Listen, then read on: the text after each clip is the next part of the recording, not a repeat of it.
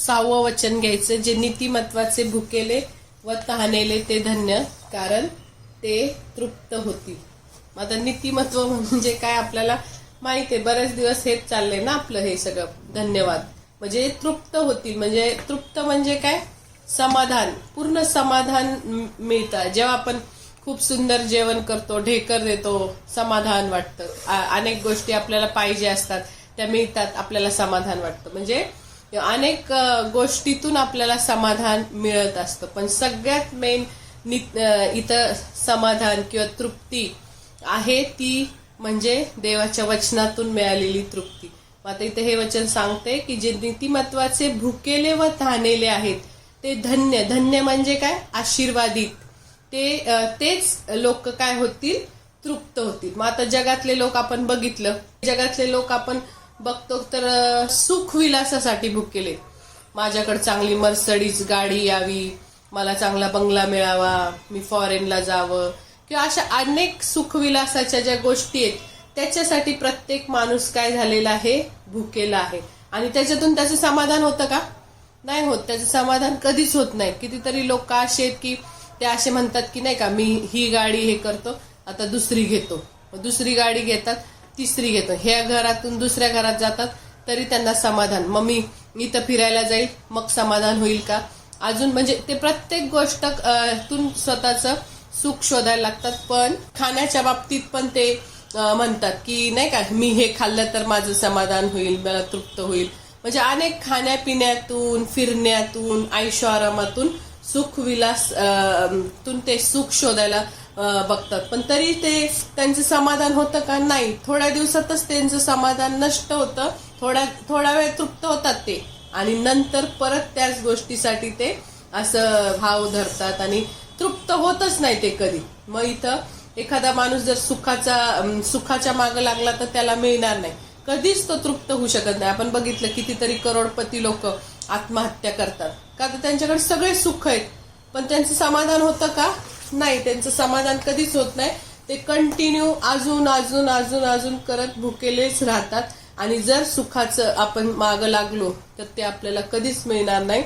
पण सगळ्यात महत्वाचं इथं देवाचं वचन आहे की जे नीतिमत्वाचे भुकेले ते धन्य, कारण ते तृप्त होतील. जर आपण नीतिमत्वाच्या मागं लागलो, समजा आता आपण देवाचं वचन जे सांगते आपल्याला, आपण रोज बघतो एक धन्यवाद, आपण नम्र असलं पाहिजे, पहिलं देवासमोर नम्र असलं पाहिजे, मग मनुष्यासमोर नम्र असलं पाहिजे, आपण शोक करणारे पाहिजे, ह्या गोष्टी आहेत. मग तसंच नीतिमत्व जर आपल्या जीवनातून आपण एक गोष्टी सुरू केल्या, नीतिमत्व मिळवायचा प्रयत्न केला, तर आपल्याला नीतिमत्व पण मिळतं आणि त्याच्याबरोबर खरं सुख, खरं समाधान ते सुद्धा मिळतं. दोन्ही गोष्टी आपल्याला मिळतात. म्हणून हे वचन सांगितलंय की जे नीतिमत्वाचे भुकेले ते धन्य, कारण ते तृप्त होतील. आता जगातील लोक आपण बघतो की ते सुखासाठी भुकेलेले असतात, अनेक गोष्टींचे भुकेलेले असतात, पण ते तृप्त होत नाही, ते दुःखीच राहतात.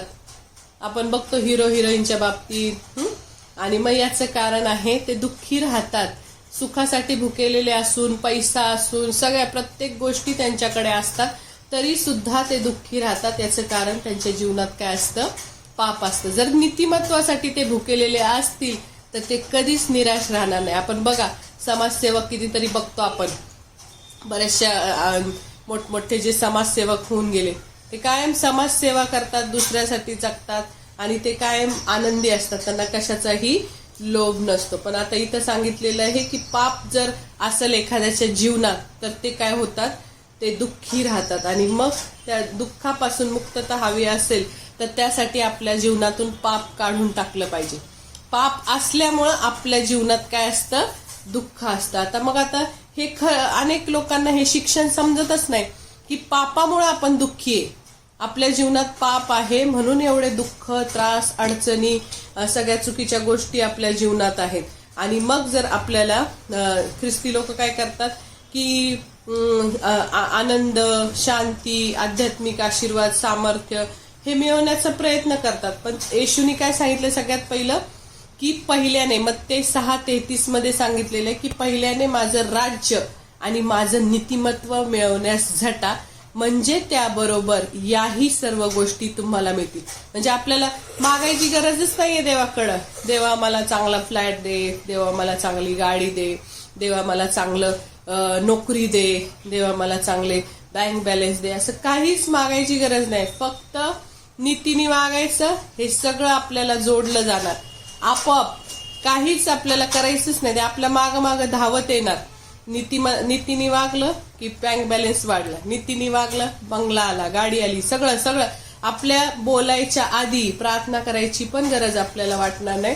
आपण देवाने तेच वचनात स्पष्ट सांगितले की पहिल्याने तुम्ही त्याचे राज्य आणि त्याचं नीतिमत्व मिळवण्यास झटा, म्हणजे त्याबरोबर याही म्हणजे काय, ह्या सगळ्या गोष्टी, बंगला, गाडी, पैसा, जॉब, सगळ्या, चांगला पती, चांगली पत्नी, ह्या सगळ्या गोष्टी तुम्हाला मिळतील. असं ते मत्ते 6:33 मध्ये वचन आहे. याही सर्व गोष्टी तुम्हाला मिळतील. मग आता नीतिमान होणे म्हणजे काय, पवित्र होणे. आणि म्हणजे पवित्र होणे म्हणजे काय, देवाच्या जवळ जाणे. देवाच्या जवळ जाणं म्हणजे काय, ख्रिस्तासारखं, म्हणजे पवित्र आत्म्याने परिपूर्ण असणं. आता समजा नुसतं देवाच्या जवळ जाणं म्हणजे काय, पवित्र आत्म्याला मदत मागायची आपण. पवित्र आत्मा ये कंटिन्यू दिवसभरात जरी आपण अनेक गोष्टीत कामात असतो, स्वयंपाक करत असतो, कपडे वाळत टाकत असतो, भांडी घासत असतो, कधी नाश्ता करत असतो, जेवण करत असतो, जॉबवर काम करत असतो, तर त्या मनातल्या मनात आपण प्रार्थना करू शकतो. पवित्र आत्मा ये, मला मदत कर, मी तुझं धन्यवाद देते, थँक्यू जीजस, थँक्यू लॉर्ड, तू मला सुखरूप आणलं. प्रत्येक छोट्या छोट्या गोष्टीला 5-5 मिनिटाला प्रार्थना करायची एक सवय लावून घ्यायची. आपोआप पवित्र आत्मा आपल्याला भरत राहतो. आणि मग ज्यावेळेस आपण पवित्र आत्म्याने परिपूर्ण होतो, तेव्हा आपोआप हळूहळू काय करतो, आपण पापातून मुक्त व्हायला सुरुवात होती. कारण पाप जर आपल्या जीवनात असेल तर ते कधीच आपल्याला देवाजवळ जाऊ देत नाही. आपण जर खोटं बोलतोय रोज, आपण जर चोऱ्या करतोय रोज, मी एक उदाहरण सांगते, आपण जर सगळ्या चुकीच्या, देवाला न आवडणाऱ्या गोष्टी करतोय, तर तिथं आपण नीतिमत्वाने वागू शकत नाही आणि देवाच्या जवळ जायचा प्रयत्न पण आपल्याकडून होत नाही. म्हणजे देवाच्या जवळ जाऊ शकत नाही जिथं पाप आणि देव एकत्र राहू शकत नाही. सगळ्या चुकीच्या गोष्टी आपण करतोय आणि तिथं देव पण आपल्या अंतःकरणात राहतो, असं होत नाही. जिथं घाण असेल तिथं देव राहू शकत नाही. जर आपण चुकीच्या गोष्टी करत असलो तर देव आपल्यापासून लांब निघून जाईल. म्हणून पापापासून दूर असलो तरच आपण काय करू, देवाच्या जवळ जाऊ. आणि पवित्र आत्म्या हे आपल्या जीवनात जे कार्य होतं, तर तो पवित्र आत्मा पण काय करतो, निघून जातो. मग अंकुर नरूला नेहमी म्हणतात की ज्या वेळेस आपण जगात असतो तेव्हा अनेक वेळा बघा, अनेक मित्र मैत्रिणी सगळे घाणेरडे जोक्स करत असतात.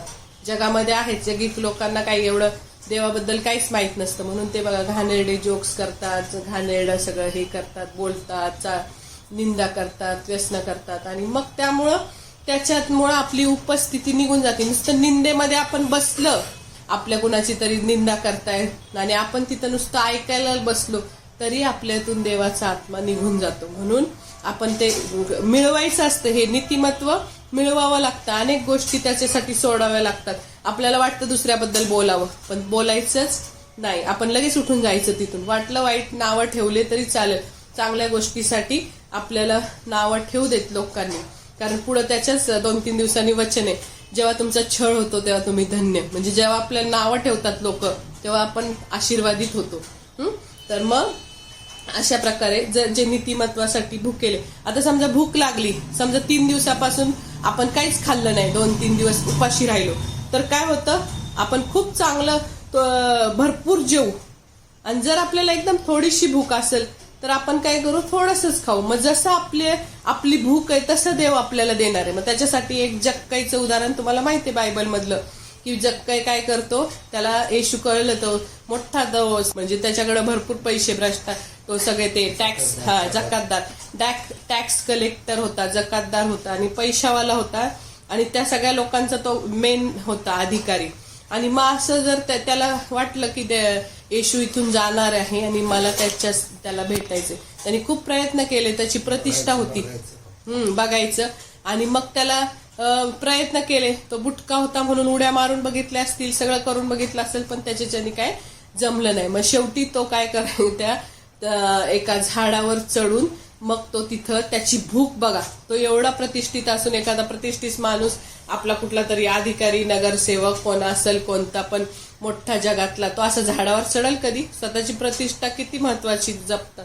पण तो स्वतः काय केला, येशूला बघण्यासाठी त्याची भूक होती आणि ती भूक तो भागवण्यासाठी झाडावर चढला आणि झाडावरून येशूला बघितलं आणि येशूला ती भूक कळली म्हणून येशूने लगेच काय केलं, जक्कया खाली ये म्हटला तर तो म्हटला की खाली आला तर मग त्यांनी काय, आज मला तुझ्या घरी जेवायला यायचं असं तो म्हटला. मग तेव्हा तो काय म्हणतो, मी जर कुणाचं 1 पट घेतला असेल तर मी 4 पट परत देईल. म्हणजे अशा प्रकारे त्यांनी त्याची जी भूक होती नीतिमत्वाची, त्याला होतं त्याच्याकडे सगळं, पण त्याला काहीतरी रुखरुख वाटत होती ना, की आपण काहीतरी चुकीचं करतोय, चुकीच्या गोष्टी करतोय म्हणून आपल्या जीवनात समाधान नाही. मग अशा प्रकारे जर आपण पण त्या भुकेनी, जेवढी भूक असेल तेवढंच देव आपल्याला देणार.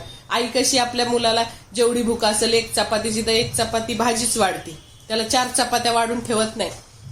तसंच देव काय करतो, आपली जशी भूक आहे त्याप्रमाणे आपल्याला वाढतो, त्याप्रमाणे आपल्याला देतो. मग आपण सारखं ह्याच्या नीतिमत्वासाठी भुकेलं पाहिजे. हा गुण आहे तो असा अंगी बांधवावं लागतं, ओढावं लागतं शरीराला आपल्या. म्हणजे नुसतं असं ओढून आणावं लागतं त्या शरीराला. आपल्या शरीराला वाटतं झोपावं, पण आपण काय करायचं, बायबल वाचायचं. जर एखाद्या अंत सूरज प्रेमाने नेहमी म्हणतात की जेव्हा एखादी स्त्री, 2 स्त्रिया किंवा 2 पुरुष एक तासाच्या वर फोनवर बोलायला लागले तर समजायचं स्टार्टिंग इकडच्या तिकडच्या गोष्टींनी होती आणि नंतर त्या स्टार्टिंग मधून पहिलं देवाच्या वचनाने किंवा कशाने तरी सुरुवात होती इकडच्या तिकडच्या गोष्टींनी आणि नंतर आपोआप निंदा सुरू होती. हे असं ते तसं ते तसं ते तसं असं करून तिथं 1 तास ज्या अर्थी तुम्ही बोलताय त्या अर्थी तिथं निंदेलाच तुम्ही घर करून देता. म्हणून असं स्वतःला सवय लावायची, मी कामापुरतच बोलेल सगळ्याची, मी जास्त बोलणार नाही कुणाशी, म्हणून जास्त फोन करायचा पण नाही कुणालाच. आणि मग अशा प्रकारे मी त्याला बोललो कामा, हा काय कसं, हाय हॅलो बरं आहे का, एवढं बोलायचं, फोन ठेवून टाकायचा. नंतर मग त्यांनी सांगितलं की येशूचं वचन असं सांगतं की जो कोणी माझ्याकडे येतो त्याला मी मुळीच घालून देणार नाही. जर म्हणजे आपण भुकेलं होऊन येशूकडे आलो तर तो काय आपल्याला पाठवून नाही देणार. आपण रोज देवाला म्हटलो, देवा माझ्यात ह्या गोष्टी कमी, तुझा अनुग्रह मला पाठव, तर तो येशू काय आपल्याला हाकलून देणार नाही. मी जास्त टीव्ही बघतो, मी जास्त जे चुकीच्या गोष्टीत मी ते करतो, पण ते मी माझी इच्छा नाहीये ते करायची, पण तू मला कृपा पुरव.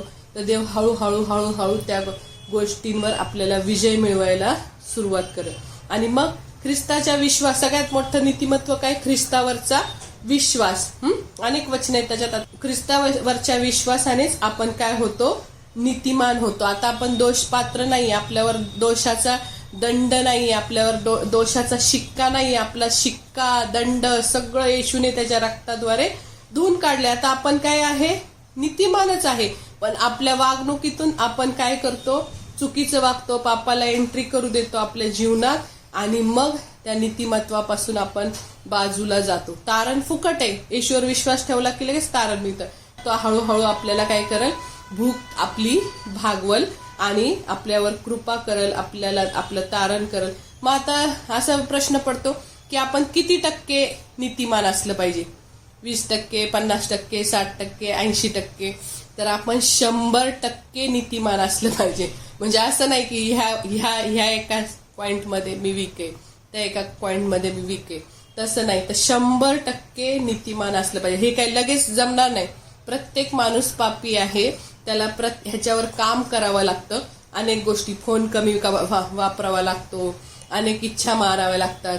चर्चला जायची इच्छा नसेल तरी चर्चला उठून जावं लागतं, रोज बायबल वाचावं लागतं. अनेक गोष्टी स्वतःच्या प्रयत्नांनी आपल्याला नीतिमत्व मिळवण्यासाठी कराव्या लागतात. तारण फुकट आहे, ते देवाने करून टाकलं, पण हे नीतिमत्व मिळवण्यासाठी आपल्याला ह्या अनेक गोष्टी जाणून बुजून कराव्या लागतात आणि मग आपल्याला हे नीतिमत्व प्राप्त होतं. आणि मग जर आपल्याला नीतिमत्वाची एकदम कडकडून भूक लागली तर मग आपण काय होतो, तृप्त होतो. मग सगळ्यात मेन गोष्ट, या जगिक सुखामध्ये जर आपण लय व्यस्त झालो, आपण खूप टीव्ही बघत बसलो, सारखं वेब सिरीज बघ, पिक्चर बघ, सिरियल बघ, ह्या गोष्टींमुळे आपलं मन काय होतं, चंचल होतं. नंतर अनेक फोनवर बघत बस, फेसबुक बघत बस सारखं, नंतर अनेक गोष्टी आपण चुकीच्या करतो. मग ते जर आपण करत राहिलो चुकीच्या गोष्टी, तर आपलं मन आणि अंतःकरण चंचल होतं. आपल्याला काही कुठं काय करायचंय, कशासाठी आलोय, काय आपला उद्देश आहे, ह्या सगळ्या गोष्टींपासून, देवाचा शोध करण्यापासून आपण परावृत्त होतो आणि ह्या सुखविलासातच आपण काय करतो, रमून जातो. म्हणून या जगाच्या सुखविलासात आपण सहभागी व्हायचं नाही. आता समजा आपण खाऊ म्हणून एक गोड पदार्थ खातो, खूप कडकडून भूक लागली आणि गाजराचा हलवा एक वाटी खाल्ला, तर आपली भूक मरती की नाही? तसंच ही नीतिमत्वाची जी भूक आहे ती ह्या ऐहिक संसाराच्या साधनांमुळं, फेसबुक, टीव्ही, सिरियल, ह्या सगळ्या गोष्टींमुळं, अनेक नाही का संसाराच्या सगळ्या सुखामुळं ती जी गोड खाऊ सारखी आहे ती आपल्याला आपली जी नीतिमत्वाची भूक ती पूर्णपणे नष्ट करून टाकती आणि आपल्याला दुसऱ्याच मार्गाला जायला लावती. म्हणून ती आपण आपली भूक जशी गोड खाऊन मरती, तशीच हा खाऊ जगातला असा आहे की जर आपण ह्या ऐहिक गोष्टींना महत्व दिलं तर खरं अन्न जे नीतिमत्वामुळं मिळणार आहे ते आपण खाऊ शकत नाही. आपली भूक मंदावते. म्हणून आपण आपली नीतिमत्वाची भूक सतत वाढवली पाहिजे. त्यासाठी चर्चला गेलं पाहिजे, चांगलं वागलं पाहिजे, विश्वासणाऱ्यांच्या सहभागितेत राहायला पाहिजे, आपल्या नीतिमत्वासाठी आपण सतत प्रार्थना केली पाहिजे.